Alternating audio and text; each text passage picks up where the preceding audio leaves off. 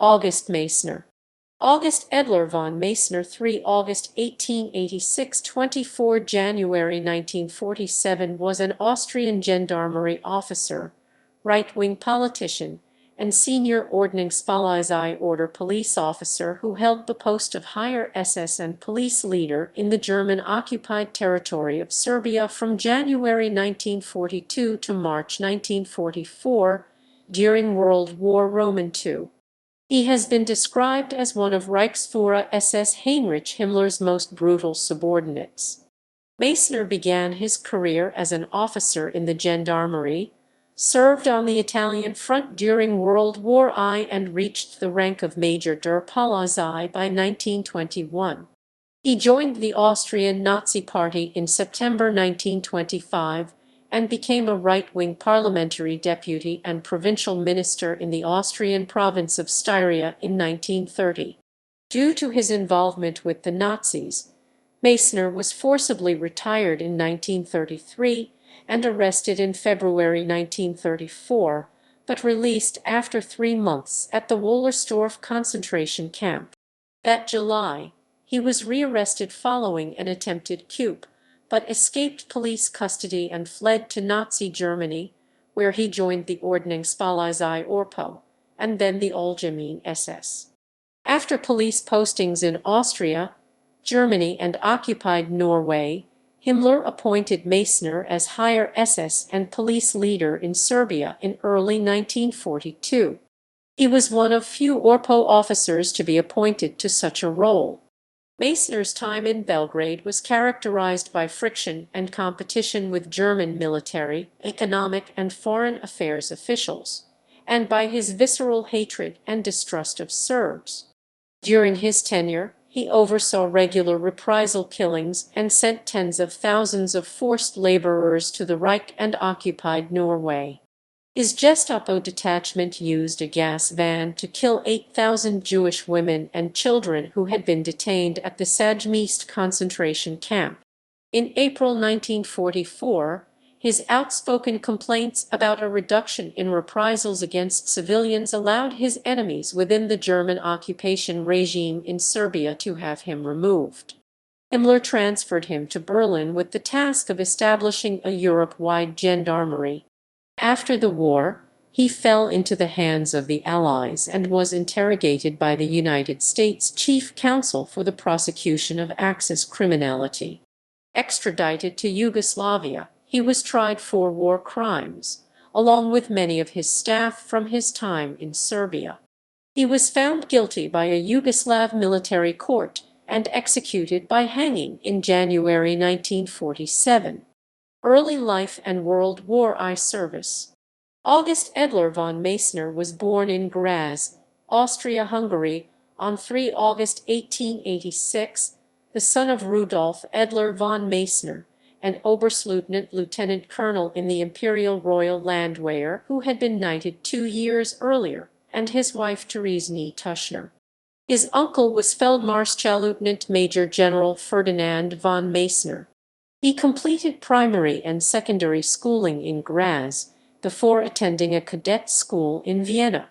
In 1908, he was posted to the 3rd Imperial Royal Landwehr Infantry Regiment in Graz as an officer candidate, and on 1 May 1908 was commissioned as a lieutenant in the Lieben Battalion. Until 30 April 1913, he was a company officer with the Signals and Telephone Detachment, and was also responsible for the ski training of the battalion. On 1 May 1913, he was transferred to the provincial gendarmerie at his own request, initially stationed at Trieste. In 1914, he underwent an examination for his new duties as a gendarmerie officer, and on 1 May 1914, he was formally accepted into the Austrian Gendarmerie service.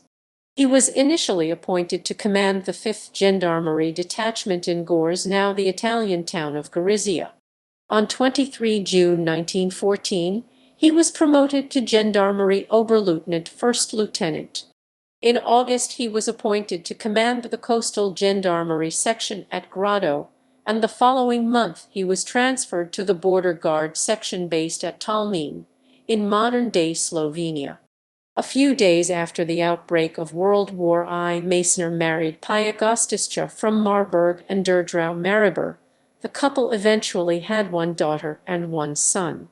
On 19 May 1915, Meyszner was posted as the commander of a gendarmerie company on the Italian front. Later that year, he was appointed as the commander of the 12th Alpine Company.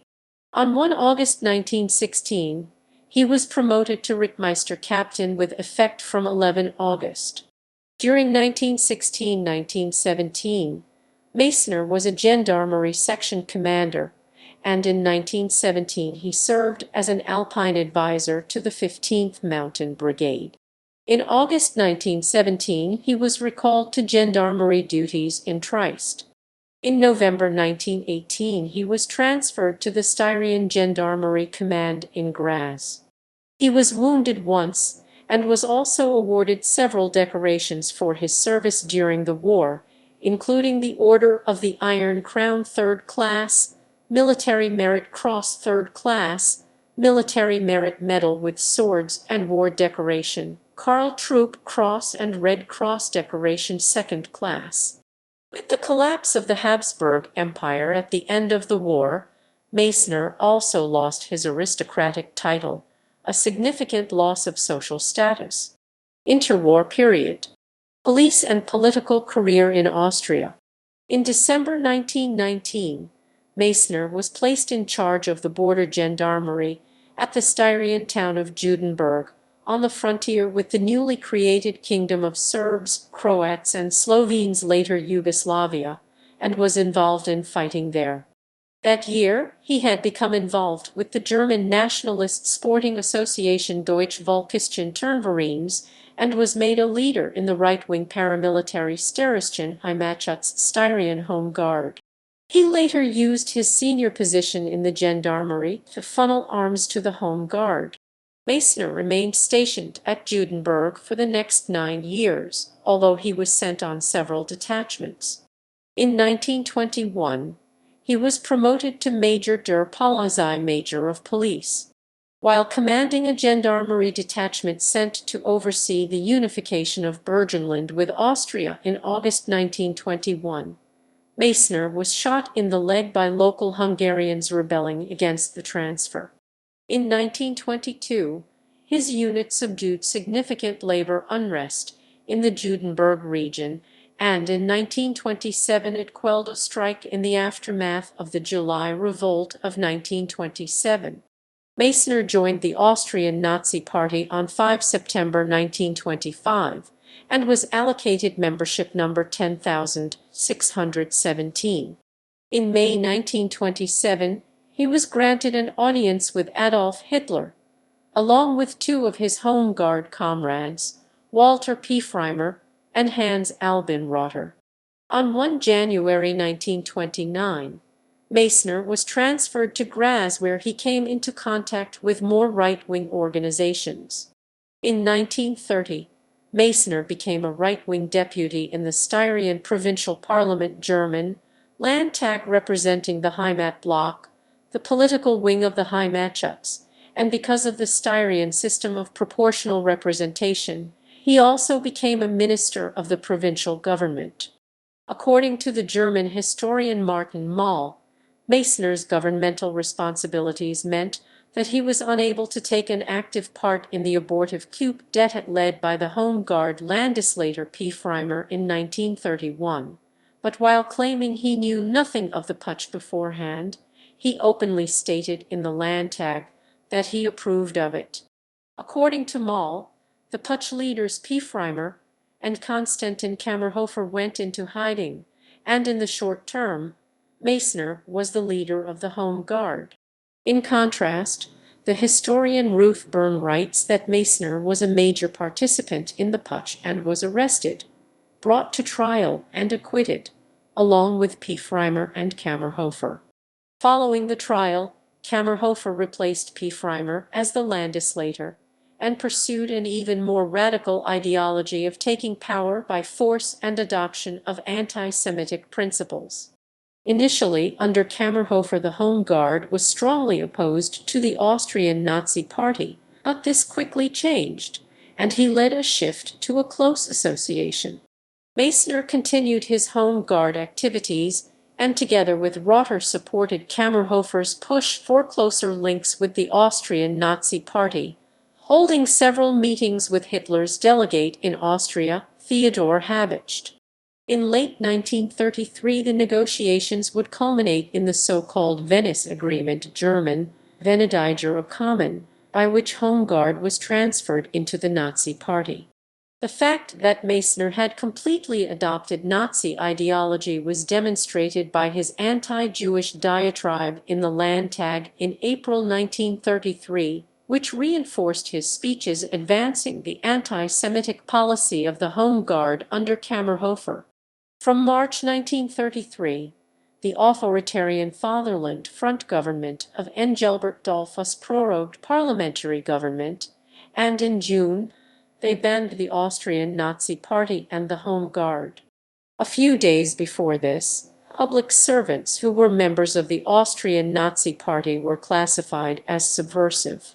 Based on these decrees, Meyszner was also denied his seat in parliament and forcibly retired from the Gendarmerie in September 1933 at the age of 47. As a result of his meetings with Habicht, Meyszner was appointed deputy leader of the Central Styria Sturmabteilung Brigade with the rank of SA Obersturmbannführer. The Sturmabteilung SA was the paramilitary wing of the Nazi Party. He traveled widely, meeting Nazi leaders in Hungary and Yugoslavia. On 2 February 1934, Meyszner was arrested and was interned in the Wöllersdorf concentration camp for 3.5 months for Nazi activities. Following a hunger strike and half-hearted prison revolt, he was released. Soon after, the leaders of the Styrian Home Guard were arrested and Meyszner took control of the organization.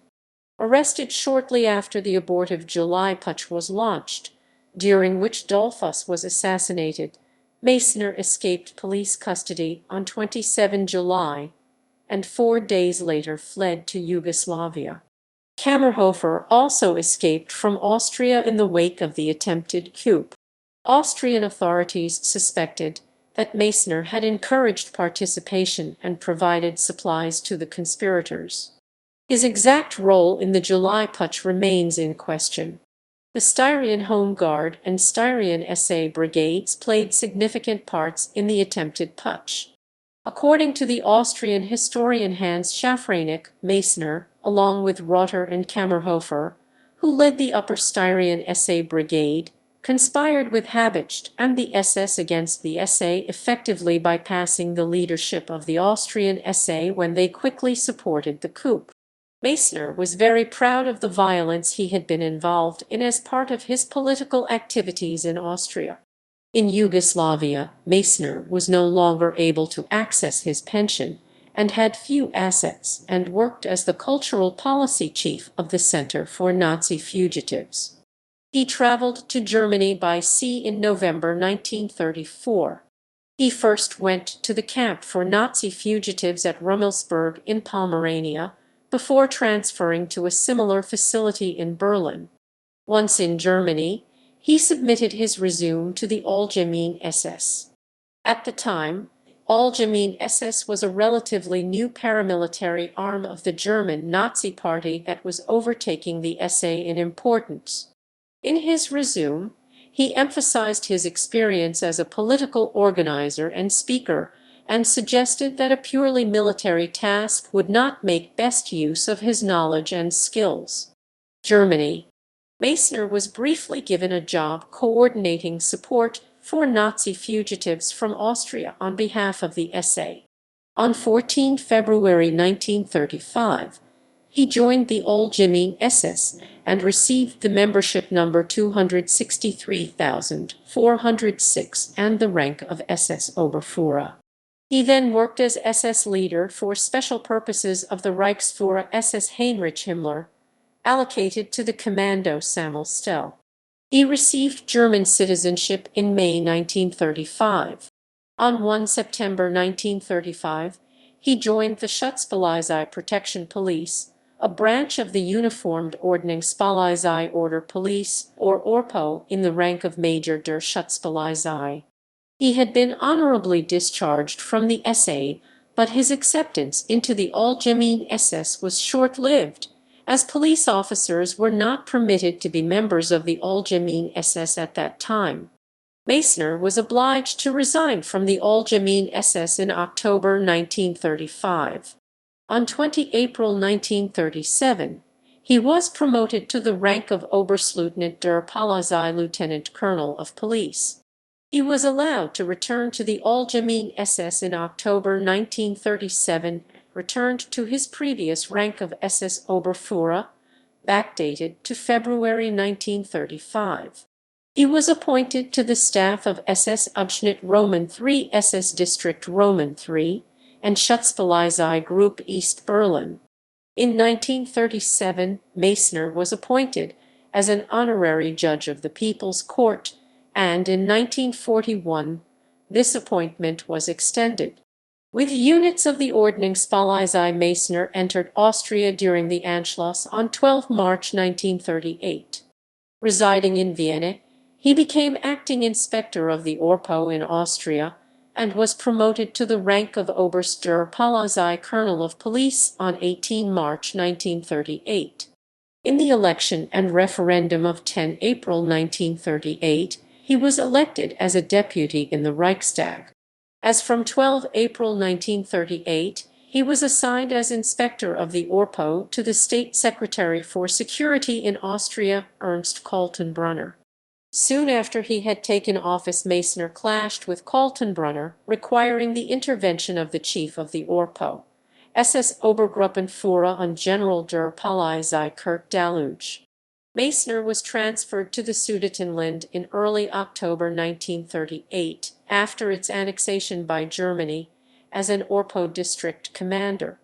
On 20 April 1939, he was promoted to Generalmajor der Ordnungspolizei. In June 1939, he was again transferred, this time to Kassel, as inspector of Orpo for the Prussian province of Hesse-Nassau.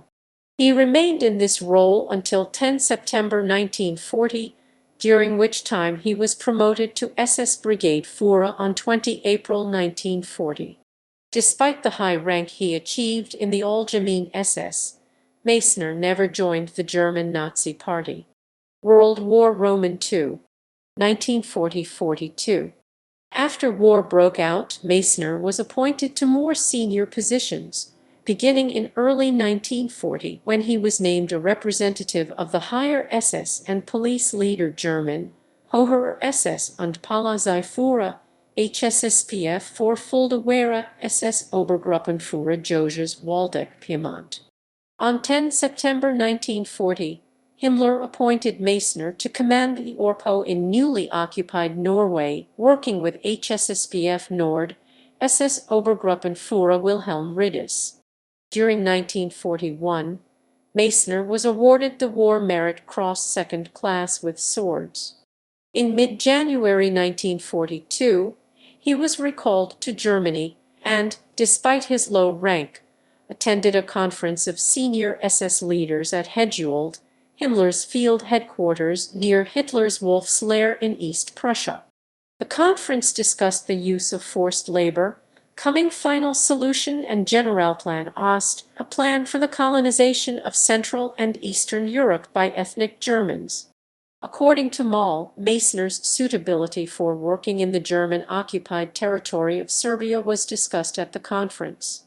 On 1 January 1942, Meyszner was promoted to SS Gruppenführer, and on 20 January, he was promoted to Generalleutnant der Polizei, backdated to 1 January 1942. Higher SS and police leader in Serbia. 1942.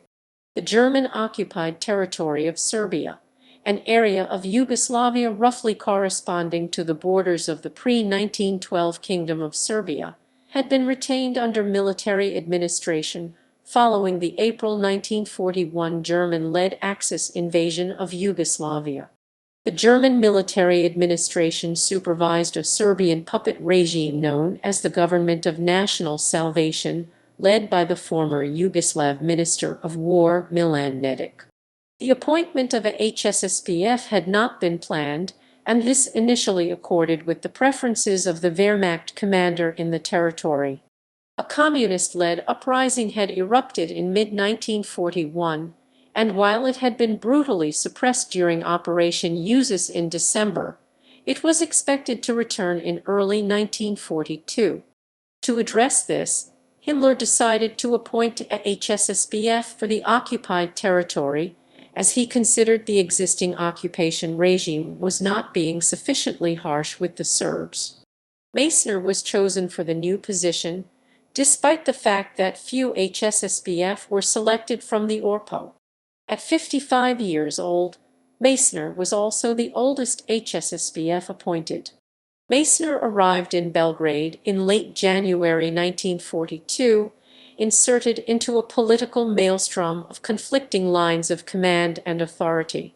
Even the military lines of command were confusing. One branch of the military staff was responsible for the administration of the occupied territory, and another was responsible for military operations against the insurgents. A few weeks after Meyszner's arrival, the two military positions were combined into the commanding general and military commander in Serbia, in the person of General der Artillery Lieutenant General Paul Bader, who had previously been the plenipotentiary commanding general in Serbia. Bader reported to the Wehrmacht commander in Southeast Europe, General der Pionier Lieutenant General Walter Kunze, who reported directly to Hitler. The military chain of command considered Meyszner's appointment a very peremptory organizational change.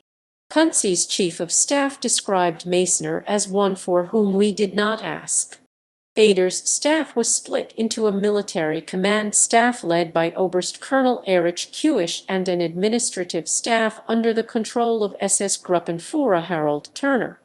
Kuisch's staff had direct control of the regional defense battalions and worked with the military forces of occupation in the territory. Turner's staff supervised the Serbian puppet regime, the German commandants of the 4 military districts, and the police and security forces. Overlapping the military chain of command, there was a plenipotentiary of the Foreign Office, Felix Benzler, reporting to the Foreign Minister, Joachim von Ribbentrop, and for economic affairs, a representative of Reichsmarschall Hermann Göring, Franz Neuhausen. These power structures competed with each other to a greater extent than anywhere else in occupied Europe. Meyszner's appointment further complicated an already complex situation, as prior to this decision, Turner had been responsible for police and security matters. Meyszner had to formally acknowledge Bader as his superior but received his orders from Hitler and Himmler. One of his priorities was to improve coordination of policies towards the Volksdeutsch or Germans of Yugoslavia, concentrated in the Banat region, as the decision had been made in late 1941 to subject them to conscription in order to raise a Waffen-SS division. This decision, approved by Hitler a few days before Meyszner's appointment, had strengthened Himmler's case for a HSSPF in Belgrade. Meyszner took control of the police organs that had formerly been under the control of Turner, grouped as Einsatzgruppe Serbia, consisting of Sicherheitsdienst Security Service or SD and Sicherheitspolizei Security Police or SIPO, as well as the 64th Reserve Police Battalion. These had been commanded by SS Standartenführer SS Colonel Wilhelm Fuchs, who had overseen the shooting of many Serbian and Jewish males and others, mainly by Wehrmacht units, between August 1941 and the end of that year. Meyszner's deputy was SS Standartenführer Emanuel Schaefer, and the head of the Belgrade Gestapo was SS Sturmbannführer SS Major Bruno Sattler. The head of the Gestapo Jewish section was SS Untersturmführer SS Lieutenant Fritz Strachey. As soon as he took office, Meyszner embarked on a thorough reorganization of all police operations in the occupied territory. He created 4 police area commands, aligned to the 4 military area commands, and 10 police districts, corresponding to the military district commands. He took under his command the forces of the Serbian puppet government, known as the Serbian State Guard, and also established a number of auxiliary and volunteer police units across the whole territory. One of the units controlled by Meyszner was the Auxiliary Police Troop, recruited from Russian Volksdeutsch from the occupied territory, but also from Croatia, Bulgaria, Greece, and Romania, and trained by the Orpo. It was planned to reach a strength of 400 men, but little is known about its activities. As HSSPF, Meyszner was not restricted to police matters. His subordination to Bader was personal and direct, but this did not mean the police and security apparatus he commanded was subject to day-to-day direction from Bader's headquarters staff. Military jurisdiction over Meyszner and his organization was restricted to matters involving the military security of the territory and military operations. Meyszner's duties also extended to any matter related to the strengthening of the German minority in Serbia, which included authority over the security forces of the puppet regime and collection of revenue and the consolidation and utilization of existing Volksdeutsch volunteer units in the Waffen-SS. Almost as soon as he arrived in Belgrade, Meyszner met with SS Obergruppenführer Werner Lawrence, the chief of the Hauptamt Volksdeutsch Mittelstellmain Welfare Office for Ethnic Germans, or VOMI, founded to manage the interests of the Volksdeutsch outside the borders of the Reich. The VOMI was also responsible for orchestrating the Nazi ideology of Lebensraum, living space, in Eastern Europe. Meyszner also met with SS Obersturmführer-SS Lieutenant Colonel Sepp Janko, the leader of the Volksdeutsch in the Banat, and with SS Brigade Führer und Generalmajor der Waffen-SS Archer Fleps, to discuss the formation of the new division, the 7th SS Volunteer Mountain Division Prince Eugen. Plans for more general conscription of the Volksdeutsch did not meet with approval from Berlin. As soon as he took up his role, Meyszner immediately ran into difficulties with Turner, who was responsible for internal affairs and cooperation with the puppet regime. Turner was a proponent of strengthening the puppet regime and making use of all Serbs that were willing to collaborate with the occupiers. Meyszner had a diametrically opposed personal view, and throughout his time in Belgrade refused to support or work with the Serb authorities, except at a purely tactical level. His dislike of Serbs was so great that he is said to have remarked, "I like a dead Serb better than a live one." Meyszner was also reported to have referred to Serbs as a people of rats, German ein Rattenwald. The historian Jonathan Steinberg describes Meyszner as one of Himmler's most brutal subordinates. In April, Turner wrote in a self-congratulatory tone to Himmler's personal staff officer, SS Obergruppenführer Karl Wolff. He went on to claim that he had arranged, with the help of the SD, a gas van to clear the camp in a period of a fortnight to 4 weeks. Holocaust historian Christopher Browning considers this claim suspect. Browning's view is that a van was dispatched after regular requests from Belgrade for the remaining Jews to be deported directly, so that the local authorities could resolve the matter themselves. When the van arrived in Belgrade, Meyszner was kept informed, and Schaefer asked him for directions. Schaefer delegated the task of killing the Jewish women and children to Sattler. In turn, Sattler tasked the camp commandant, SS Untersturmführer Herbert Endorfer, accompany the van, which would be operated by 2 SS Scharführers non-commissioned officers sent with the van from Berlin.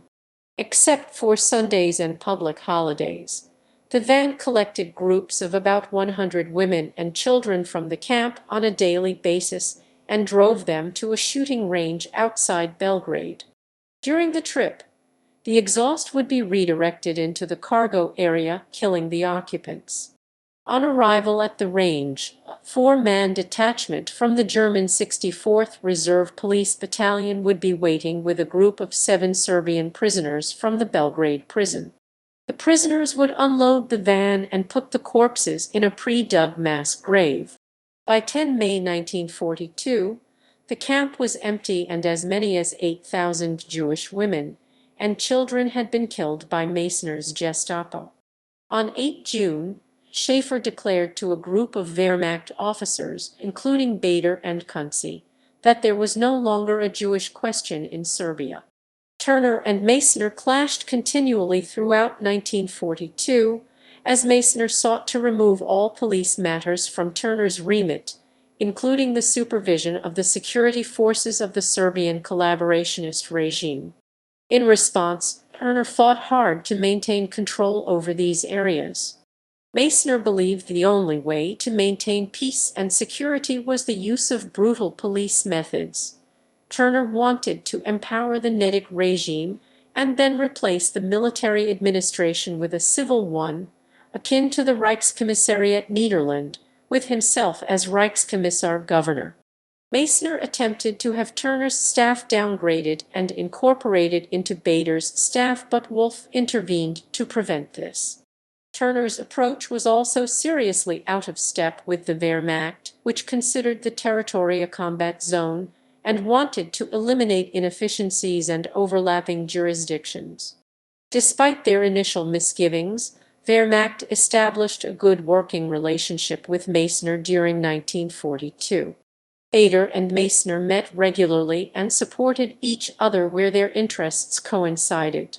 By contrast, the conflict between Meyszner and Turner soon became intractable. They sent long letters of complaint to each other which they copied to Himmler. Himmler stuck to his general approach, which was that SS officers should resolve their differences face to face. Meyszner fundamentally opposed any attempts by Turner to expand the remit of the Serbian puppet regime, including the creation of sporting organizations and the reopening of the University of Belgrade, asserting that it could not be in Germany's interests to breed hostile Slavic intelligence. Meyszner's reports to Himmler fueled distrust of the Serbian security forces, stating that it was insane to arm the 16,000-strong Serbian State Guard, as he believed that their loyalties lay with the royalist Chetnik leader Draza Mihailovic, not with the Germans or the Nedic regime. The depths to which Turner and Meyszner's personal vendetta plunged is demonstrated by the fact that they could not even agree on how to use the funds stolen from Serbian Jews killed as part of the final solution in 1941 and the first half of 1942. On 1 August 1942, Kunze was replaced as Wehrmacht commander in Southeast Europe by Luftwaffe Generaloberst Alexander Lohr, another Austrian. In early September 1942, Meyszner filed an official report with Himmler alleging that Turner had breached Section 90 of the German Penal Code by betraying state secrets. Concerned by this attack, in mid-September Turner issued an order to his staff directing them to defer to the authority of the HSSPF and his staff in all police matters and also many other administrative and highly political matters, such as the approval of events, gambling, right of assembly, and monitoring of commerce.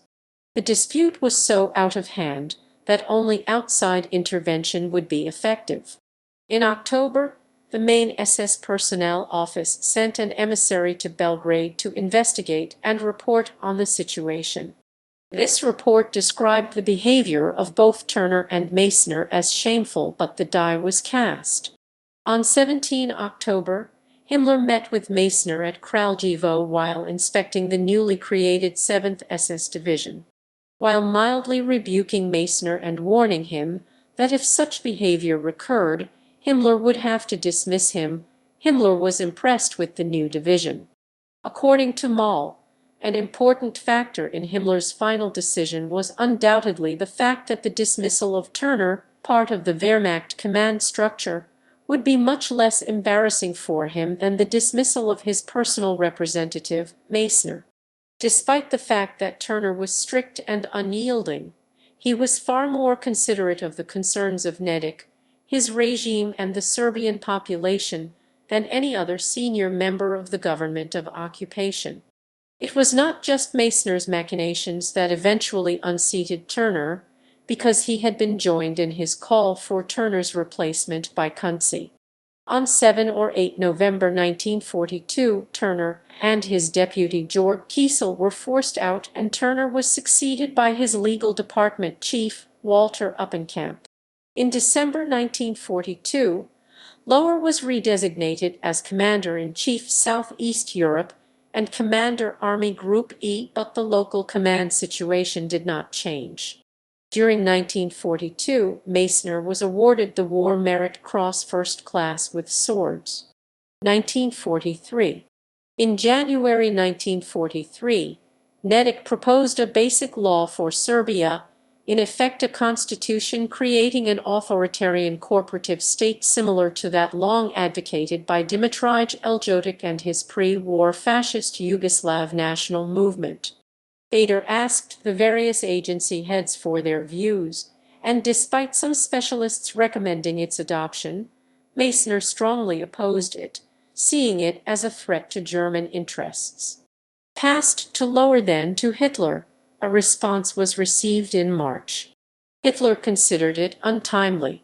In March 1943, Meyszner complained to Himmler that Benzler had adopted a soft policy towards the Serbs, allowing them to take charge of the supervision of crops. He considered those that granted additional powers and freedoms to the Serbian puppet regime were irresponsible, because they did not understand the real motives of the various Serb groups. One of many matters of concern to Meyszner was the formation of the Serbian Volunteer Corps, which was an extension of Eljotic's movement. Meyszner thought that Turner and Benzler had erred in allowing its formation and observed that it was spreading royalist propaganda. According to Moll, Meyszner's perspective was very narrow and did not take into account foreign policy objectives associated with giving some power to the Nedic regime. By the end of 1942, Meyszner had extracted all the usable military manpower from the Volksdeutsch of the Banat, and the economy and administration of that territory was suffering. As a consequence, he requested the release of all men aged 40 and over from service in the 7th SS Division. As an alternative, he turned his attention to the minority groups that also lived in the Banat, including Hungarians, Romanians, and Slovaks. His recommendation that these people be subjected to conscription was not accepted by Himmler. From the time he had fled to Germany, Meyszner had been engaged in a dispute regarding his membership in the Nazi Party. He had maintained that the Venice Agreement meant that he and other members of the Styrian Home Guard had been accepted into the Nazi Party with prestigious, low membership numbers corresponding to the dates of their entry into the Home Guard.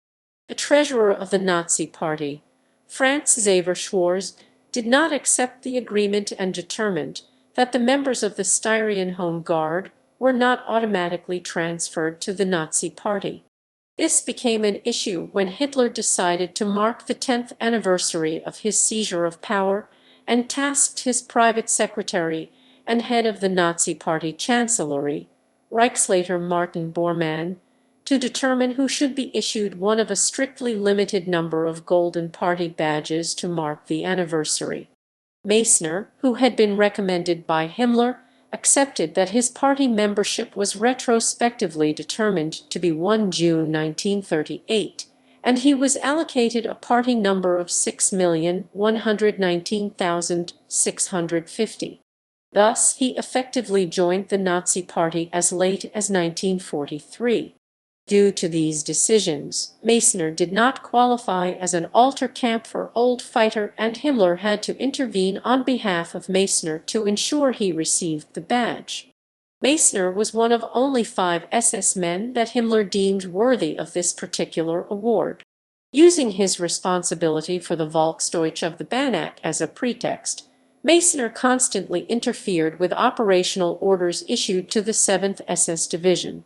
In September 1943, the total police forces at his disposal comprised the 5th SS Polizei Regiment, minus 1 company detached to occupied Greece, and 7 battalions of Hilfspolizei auxiliary police of various ethnicities, which had only received 4 or 5 weeks' training due to constant employment. The good relationship between Bader and Meyszner continued until early 1943, when Bader became aware Meyszner had been undermining him in his reports to Himmler, blaming the Wehrmacht for the failure to combat the partisan threat. In April 1943, Bader wrote to Lower complaining bitterly about Meyszner allocating 300 Soviet prisoners of war to the Russian Factory Protection Group without consulting him, and the fact that he had not been advised of desertions from the Serbian Volunteer Corps. Bader described his situation as impossible, observing that Meyszner was disputing his orders through the police chain of command, that he, Bader, was held responsible for all matters concerning the occupied territory. Thereafter, Bader was no longer Meyszner's ally, and this did not bode well for any future clashes with other powerful individuals in the occupation regime.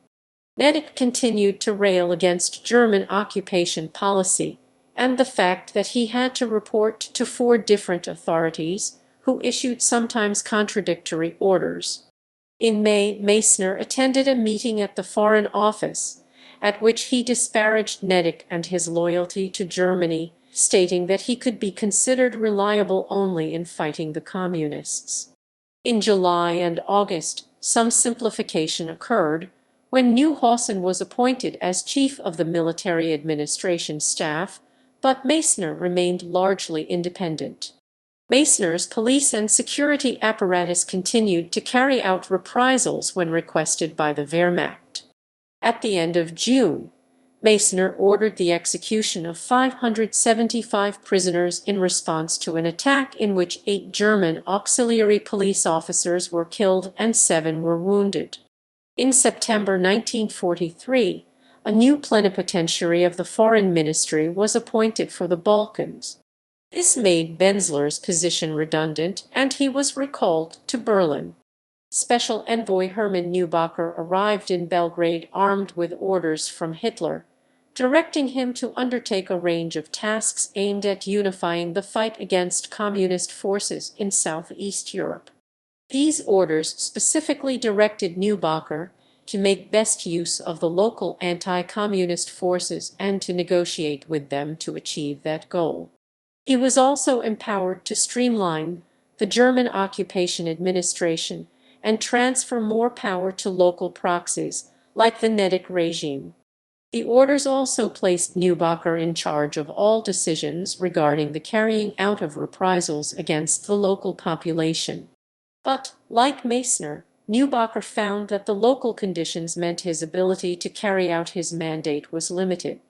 Neuhausen, having recently been appointed as the chief of the military administration, had far more real power than Neubacher, and was doing too good a job of exploiting the Serbian economy to hand any of it over to the Serbian puppet regime.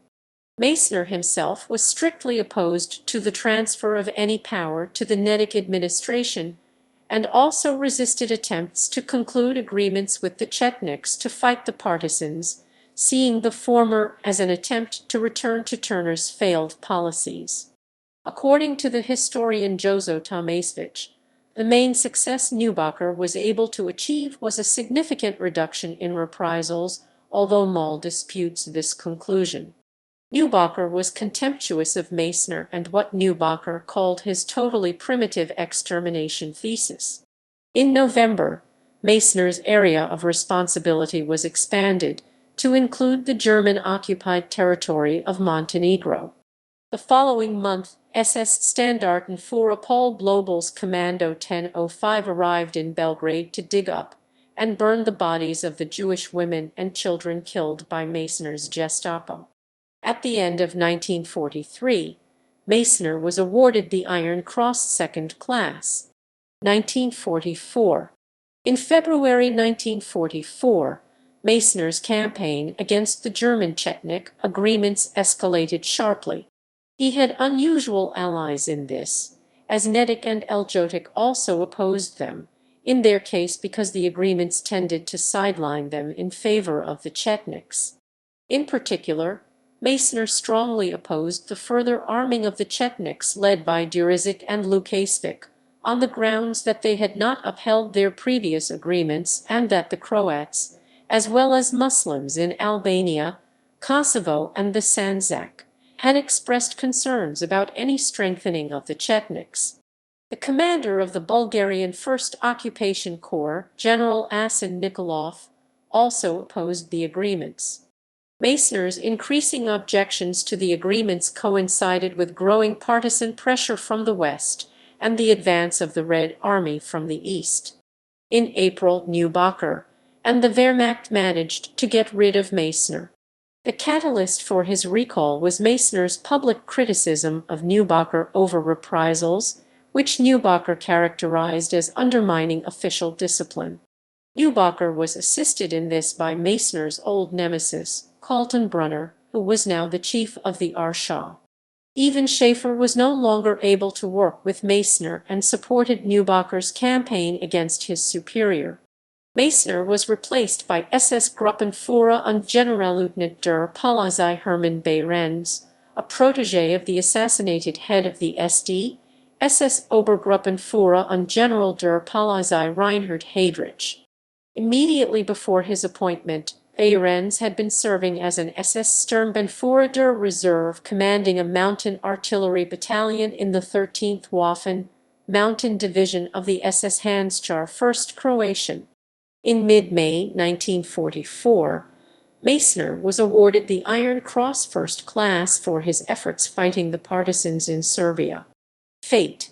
While Himmler agreed to relieve Meyszner as HSSPF for Serbia and Montenegro, he did this by transferring him to Berlin and appointing him as Generalinspekteur der Gendarmerie und Schutzpolizei der Gemeinden, General Inspector of the Gendarmerie and Schutzpolizei in the Reich, with the intention of establishing a Europe-wide gendarmerie. Nothing is known about Meyszner's activities in this role. At the end of the war, he fell into the hands of the Western Allies, and his high SS rank ensured attention from investigators. He was interrogated by the United States Chief Counsel for the Prosecution of Axis Criminality, Robert H. Jackson, in June 1945, and was placed into Yugoslav custody soon after. His involvement in the carrying out of reprisal executions both on his own account and on behalf of the Wehrmacht, and the publication of his name along with lists of those executed, meant that his fate was certain. As far as the killing of Jewish women and children is concerned, Meyszner's direct involvement is less clear. According to Moll, Schaefer claimed that he had received the orders and gas van directly from Berlin and had carried out the killings with little reference to Meyszner. Manischek accepts Schaefer's assertion, stating that Schaefer also had an independent Gestapo chain of command, over which Meyszner had very limited control. Despite this, as HSSPF he was formally responsible for all his subordinates, including the Gestapo department that killed the Jewish women and children. He was also responsible for carrying out policies that saw 70,000 Serbs transported to the Reich as forced laborers, 4,000 of whom ended up in occupied Norway. The Holocaust in Serbia played little part in his trial before the Supreme Military Court in Belgrade between 9 and 22 December 1946. On 22 December, he was sentenced to death, along with most of the 20 leading members of his HSSPF staff who were tried at the same time. On 24 January 1947, Meyszner was executed by hanging. Footnotes: